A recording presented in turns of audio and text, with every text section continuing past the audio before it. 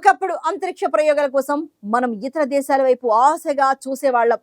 మన అవసరాల కోసం కూడా మనం ప్రయోగాలు చేసుకునే అవకాశం లేని రోజుల నుంచి భారత్ ఇప్పుడు ప్రపంచ దేశాలకు ఒక ఆశాకిరణంగా మారిన స్థితికి చేరుకుంది. భారత అంతరిక్ష సంస్థ ఇస్రో ద్వారా ఇతర దేశాలకు చెందిన వందలాది ఉపగ్రహాలను అంతరిక్షంలోకి ప్రవేశపెట్టిన సత్తా మన దేశ అంతరిక్ష సంస్థ ఇస్రోకు ఉందని నిరూపించుకుంది.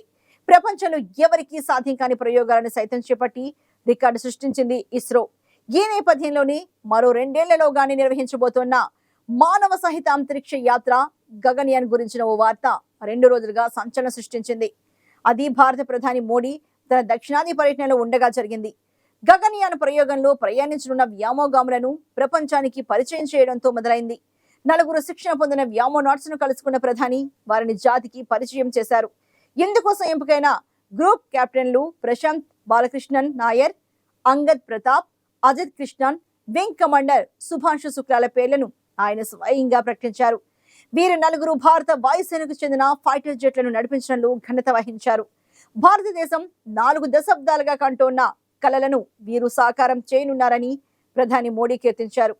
వీరు కేవలం 4 వ్యక్తులు లేక 4 పేర్లు కాదు, 140 కోట్ల భారత ప్రజల కలలకు ఆకాంక్షలకు ప్రతిరూపాలని అన్నారు ప్రధాని మోడీ. 1984 సంవత్సరంలో మన దేశానికి చెందిన రాకేష్ శర్మ రష్యన్ మాడ్యూల్లో అంతరిక్షంలోకి ప్రయాణించారు. అయితే 40 సంవత్సరాల తర్వాత భారత వ్యోమగాములు తమ సొంత మాడ్యూల్లో ప్రయాణం చేయడం ఆసక్తిని రేపుతోంది. ఇందుకు సంబంధించిన rocket timing, count down, rocket vehicle అన్ని మన స్వయంగా రూపొందించుకున్నవే కావడం విశేషం. గగన్యాన్ మిషన్ కోసం వినియోగించనున్న ఉపకరణాలలో అత్యధికం భారతదేశంలోనే తయారవుతూ ఉండడం మన దేశానికి గర్వకారణం కానున్నాయి.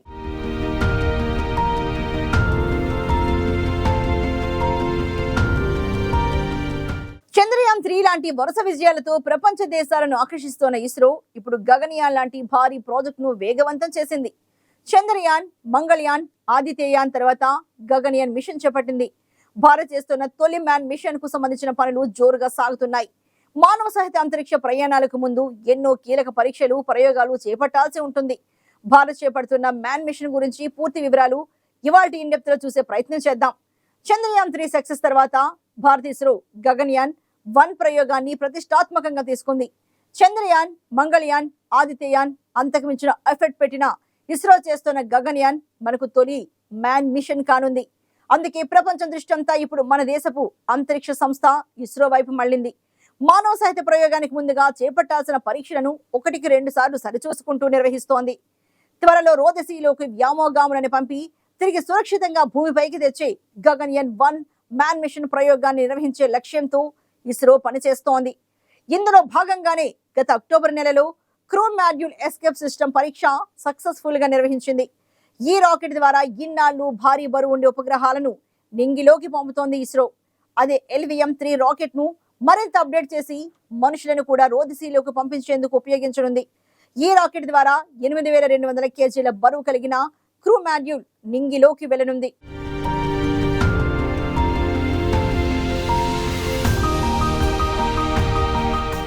3.25 మీటర్ల వెడల్పుగా 3.58 మీటర్ల పొడవైన క్రూ మాడ్యూల్ ను ఇందులో అమర్చారు. గగన్యాన్ 1 పేరుతో షార్లో టెస్ట్ లాంచ్ జరిగింది. ఈ క్రూ మాడ్యూల్ ను లో అర్త్ ఆర్బిట్ లోకి ప్రవేశపెట్టి అక్కడ 3 రోజుల తర్వాత తిరిగి భూమి మీదకు సురక్షితంగా దింపేలా ప్లాన్ చేశారు. అయితే ఇలా 2 పర్యాయాలు గగన్యాన్ ట్రయల్ లాంచ్ ప్రయోగాలు పూర్తయ్యాక మానవ సహిత మ్యాన్ మిషన్ ప్రయోగం జరుగుతుంది. వ్యోమగాములు అంతరిక్షం నుంచి తిరిగి భూమి మీదకు సురక్షితంగా తీసుకురావడం ప్రస్తుతం ఇస్రో ప్రధాన లక్ష్యంగా పెట్టుకుంది. గగన్యాన్ మిషన్ లో అత్యంత కీలకంగా భావించే సర్వీస్ మాడ్యూల్ ప్రొపల్షన్ సిస్టమ్ పనితీరును మెరుగుపరిచేందుకు ఇటీవల చేపట్టిన పరీక్ష కూడా సక్సెస్ అయింది. తమిళనాడు మహేంద్రగిరిలోని ఇస్రో ప్రొపల్షన్ కాంప్లెక్స్ లో ఈ పరీక్షలు విజయవంతంగా నిర్వహించారు. గగన్యాన్ మిషన్ ద్వారా భారతీయ వ్యోమగాములను అంతరిక్షంలోకి పంపడం ద్వారా భారతదేశం మరో చరిత్ర సృష్టించబోతోంది. వచ్చే ఏడాది అంటే 2025లో గగన్యాన్ మానవ సహిత మిషన్ ను అంతరిక్షంలోకి పంపేందుకు సన్నాహాలు వేగంగా జరుగుతున్నాయి. వచ్చే ఏడాది 3 లేదా 2 భారతీయులను అంతరిక్షంలోకి పంపుతామని ఇస్రో చెబుతోంది. దానికన్నా ముందు మొదటి ట్రయల్ లాంచ్ మాత్రం మానవరహితంగా ఉండబోతోంది. రెండో ట్రయల్లో వ్యోమమిత్ర అనే మహిళా రోబోను అంతరిక్షంలోకి పంపుతున్నారు. ఈ రోబోను భారత అంతరిక్ష పరిశోధన సంస్థ ఇస్రో అభివృద్ధి చేసింది.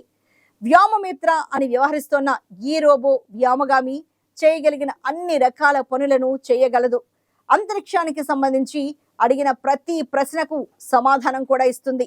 మనుషుల్లా మాట్లాడడమే కాదు, ఏఐ టెక్నాలజీతో మనుషుల్లా ఆలోచించడం కూడా ఇది చేస్తుంది. అయితే ఈ 2 ట్రయల్స్ 2024 చివరి నాటికి పూర్తి కానుండగా, ఇవన్నీ పూర్తయ్యాకే మూడోసారి మానవులను అంతరిక్షంలోకి పంపించడం జరుగుతుంది. ఈ మెషిన్ కోసం భారత వైమానిక దళానికి చెందిన 4 పైలట్లను ఎంపిక చేసి శిక్షణ కోసం మన మిత్ర దేశం రష్యాకు పంపారు.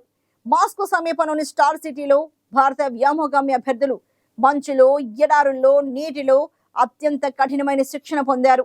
అత్యవసర ల్యాండింగ్ ను తట్టుకొని సహాయం వచ్చే వరకు సిబ్బంది తమను తాము సురక్షితంగా ఉంచుకునేందుకు ఈ శిక్షణ వారికి ఉపయోగపడుతుంది. వీరిని ఇస్రో సంస్థ గగన్ నాట్స్ అని సంబోధిస్తోంది. వీరిలో ఒకరు గ్రూప్ కెప్టెన్ కాగా మిగిలిన 3 వింగ్ కమాండర్లుగా ఉంటారు. ఇప్పటికీ గగన్యాన్ మిషన్ కోసం ఎంపిక చేసిన 4 కేవలం 2 మాత్రమే గగన్యాన్-3 లాంచ్ లో ఎంపికయ్యే అవకాశం ఉంటుంది. వీరు అంతరిక్షంలో 3 రోజుల పాటు ఉంటారు. గగన్యాన్ మిషన్ కోసం భారత ప్రభుత్వం 10,000 కోట్లు ఖర్చు చేయబోతోంది. గగన్యాన్ మిషన్ ను ప్రధాని నరేంద్ర మోడీ 15 ఆగస్టు 2018న ఎర్రకోట వేదిక నుంచి ప్రకటించారు. ఇప్పటి వరకు రష్యా, అమెరికా, చైనా దేశాలు మాత్రమే మానవ సహిత యాత్రలు చేశారు. ఈ ప్రయోగం విజయవంతమైతే ఇస్రో ద్వారా ఇండియా 4వ దేశంగా కీర్తించబడుతుంది. గగన్యాన్ భారతదేశ తొలి మానవ సహిత అంతరిక్ష వైమానిక కార్యక్రమం. ఇందుకోసం పలు ఇస్రో కేంద్రాలలో తీవ్రమైన కసరత్తు కొనసాగుతోంది. గగన్యాన్ ప్రాజెక్టు కోసం భారత్లోని సంస్థలే కాకుండా వివిధ దేశాల నుంచి పరికరాలు సమకూరుతున్నాయి. వేలాది మంది పరోక్షంగా ఈ ప్రయోగం కోసం కష్టపడుతున్నారు. ఈ ప్రయోగం విజయవంతమైతే అంతరిక్షంలోకి మనుషులను పంపిన 4వ దేశంగా భారత్ నిలుస్తుంది. కిందటేడాది చంద్రయాన్ మిషన్ విజయవంతం కావడంతో అంతరిక్ష ప్రయోగాలలో భారత్ కీలక ముందడుగు వేసినట్లయింది. దీని తర్వాత కొన్ని వారాలకే భారతదేశ తొలి అబ్జర్వేషన్ మిషన్ ఆదిత్య L1 ను సూర్యుని గుట్టు తెలుసుకునేందుకు పంపింది. ప్రస్తుతం ఇది సౌర వ్యవస్థపై ఒక కన్నేసి కక్షిలో తిరుగుతోంది. అద్భుతమైన ఫలితాలను అత్యంత చౌకగా సాధిస్తున్న ఇస్రో అంటే అగ్రదేశాలకు లోపల మంటగానే ఉన్నా అంగీకరించక తప్పని పరిస్థితి ఏర్పడింది. అయితే ఇస్రో పైప్ లైన్ లో భవిష్యత్ ప్రణాళికలు చాలానే ఉన్నాయి. గగన్యాన్తో పాటుగా 2035 కల్లా ఇండియా స్పేస్ స్టేషన్ ఏర్పాటు చేయాలనే ఆలోచనలో ఉంది. అలాగే 2040 నాటికల్లా చంద్రునిపైకి వ్యోమగామిని పంపాలనే యోచనలో ఉన్నట్లు ఇస్రో చైర్మన్ సోమనాథ్ వెల్లడించారు. ఒకప్పుడు రాకెట్ ను సైకిల్ పై, ఎడ్ల బండిపై పట్టుకుపోయిన కాలం నుంచి నేటి వరకు భారత అంతరిక్ష సంస్థ అగ్రదేశాలతో పోటీ పడేలా ఎదిగింది. ఇందుకోసం దేశాన్ని పాలించే పాలకులే ప్రధాన పాత్ర పోషిస్తూ ఉంటారు. ఈ విషయంలో ప్రధాని నరేంద్ర మోడీ తీసుకుంటున్న చొరవను విదేశాలు కూడా ప్రశంసిస్తున్నాయి.